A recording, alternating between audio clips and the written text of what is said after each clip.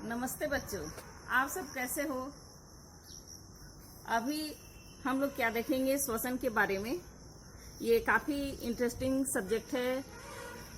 इसमें हम बताएंगे कि जो हम ऑक्सीजन ग्रहण करते हैं आखिर उस ऑक्सीजन का क्या उपयोग होता है। तो अभी हम इस पेड़ के नीचे खड़े हैं।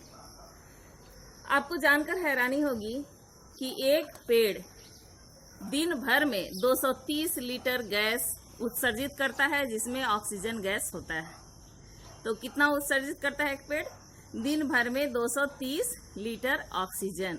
और ये ऑक्सीजन की मात्रा 7 लोगों के लिए प्राणवायु बनकर आती है। अगर हम एक पेड़ काटते हैं तो आप समझ सकते हैं कि 7 लोगों की जिंदगी हम छीनते हैं। और अगर पेड़ के नीचे में हम कचड़े जलाते हैं तो उससे ऑक्सीजन उत्सर्जन की जो क्षमता होती है पेड़ की, वह आधी हो जाती है। इस तरह से अगर हम कचड़े को पेड़ के नीचे जलाते हैं तो 3 लोगों से उसकी प्राणवायु हम छीन लेते हैं। तकरीबन जो आंकड़े उपलब्ध हैं उसके अनुसार प्रतिदिन एक व्यक्ति दिन भर में 11,000 लीटर ऑक्सीजन लेता है। तो आप सोच सकते हैं कि हम कितना ऑक्सीजन लेते हैं। अगर हॉस्पिटल में कोई व्यक्ति वेंटिलेटर में होता है, वेंटिलेटर जानते हो क्या होता है? जिसको ऑक्सीजन की दिक्कत होती है, सांस लेने में दिक्कत होती है, उस व्यक्ति को वेंटिलेटर में रखा जाता है और प्रतिदिन लाखों का खर्च आता है।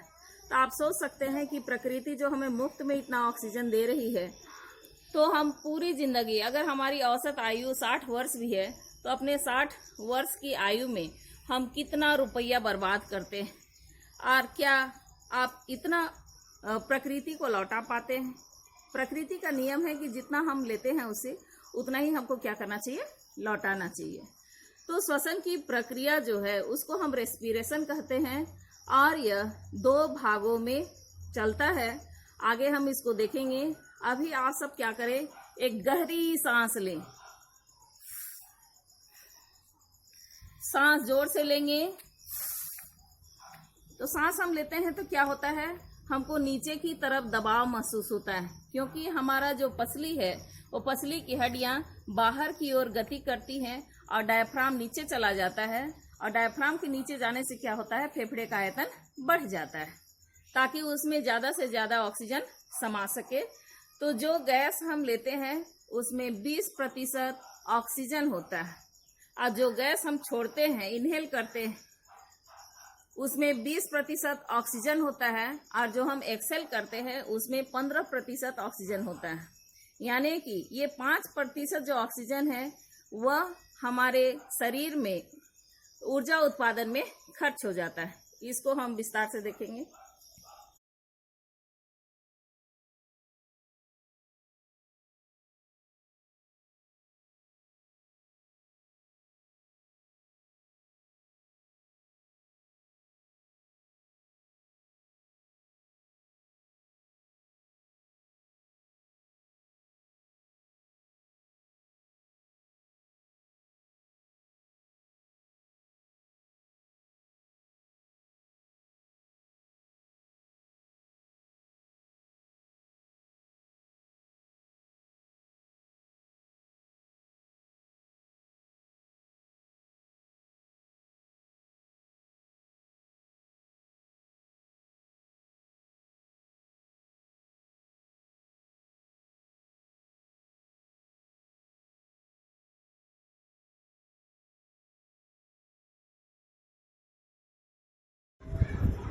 अभी हम देखेंगे श्वसन या रेस्पिरेशन को 2 भागों में बांटा गया है।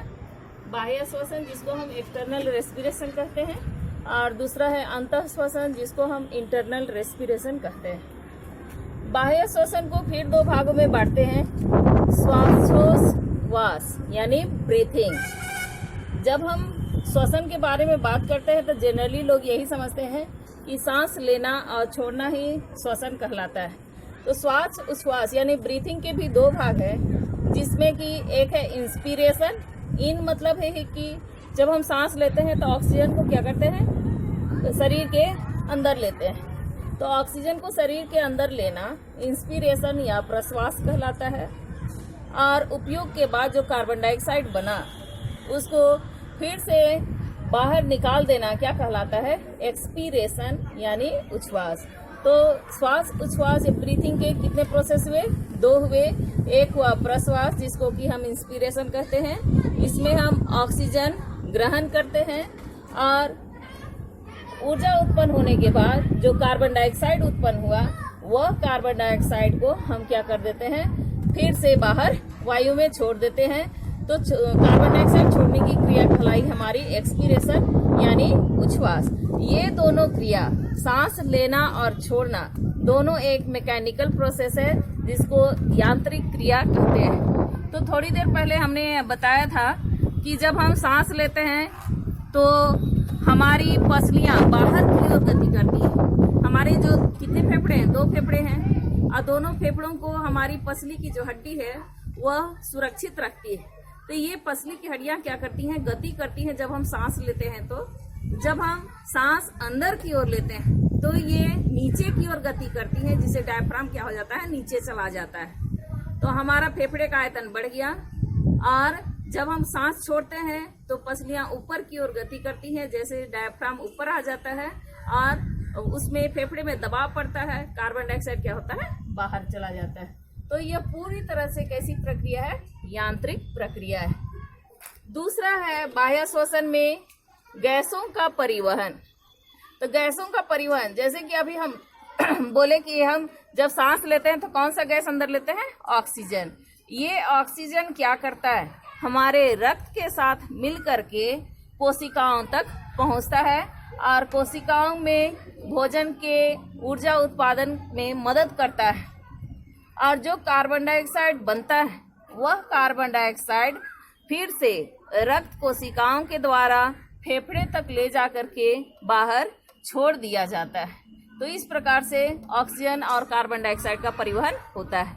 जब हमारे शरीर में रक्त की कमी होती है तब क्या होता है? ऑक्सीजन और कार्बन डाइऑक्साइड का परिवहन ठीक से नहीं हो पाता है, फलस्वरूप हमें तुरंत ही थकान महसूस होता है।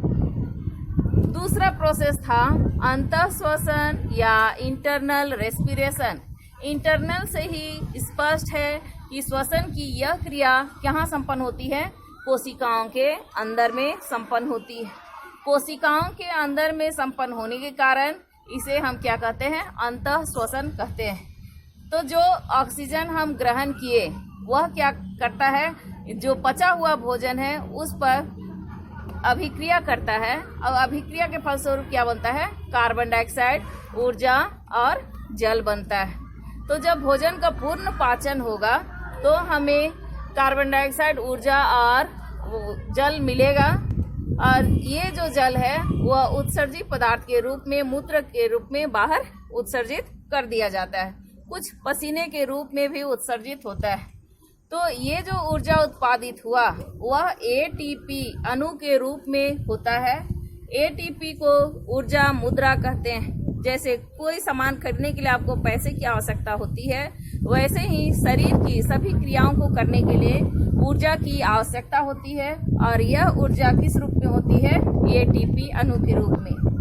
एटीपी का फुल फॉर्म है एडिनोसिन ट्राइफॉस्फेट। अब यहाँ जो अंतः श्वसन है उसको भी हम 2 भागों में बांटते हैं। एक कहलाता है एरोबिक रेस्पिरेशन या वायवीय श्वसन या ऑक्सी श्वसन। नाम से ही स्पष्ट है कि श्वसन की यह प्रक्रिया तब संपन्न होगी जब हमारे शरीर में भरपूर मात्रा में ऑक्सीजन प्राप्त होगा। अगर ऑक्सीजन प्राप्त होता है तभी ग्लूकोज का पूर्ण विखंडन होगा और विखंडन के फलस्वरूप कार्बन डाइऑक्साइड, जल और ऊर्जा मुक्त होगा। किसी कारणवश हमें सांस लेने में दिक्कत हो रही है, ऑक्सीजन की आपूर्ति ठीक से नहीं हो पा रही है, तब उस स्थिति में हमारे शरीर में अवायवीय श्वसन भी होता है जिसको हम एनएरोबिक रेस्पिरेशन कहते हैं। इसमें ग्लूकोज के अणु का पूर्ण विखंडन नहीं होता है। ग्लूकोज विखंडित होकर क्या बनाता है? अल्कोहल, कार्बन डाइऑक्साइड और ऊर्जा। कभी कभी देखा होगा कि जो खिलाड़ी हैं काफी दूर तक दौड़ते हैं तो उन्हें बहुत थकान महसूस होता है और उस कार्य को करने के लिए उन्हें काफी ऊर्जा की आवश्यकता होती है। इस स्थिति में हमारा शरीर ऑक्सीजन की अनुपस्थिति में ही ग्लूकोज को लैक्टिक अम्ल और ऊर्जा में बदल देता है। लैक्टिक अम्ल होने के कारण हमारे मांसपेशियों में क्या होने लगता है, दर्द होने लगता है। कोई व्यक्ति क्या करता है, मांसपेशियों में दर्द की वजह से मालिश करवाता है, मसाज करवाता है। तो जब हम मसाज करते हैं तब क्या होता है, ये लैक्टिक अम्ल तनु हो जाता है, यानी पानी में मिल जाता है। हमको क्या करना चाहिए, गर्म पानी से स्नान भी करना चाहिए। गर्म पानी से अगर हम नहाते हैं तब भी ये लैक्टिक अम्ल की जो अम्लीयता है वो कम हो जाती है, जिसके कारण हमारी थकान दूर हो जाती है। बाकी हम इसका अगला भाग अगले वीडियो में देखेंगे। तब तक के लिए धन्यवाद।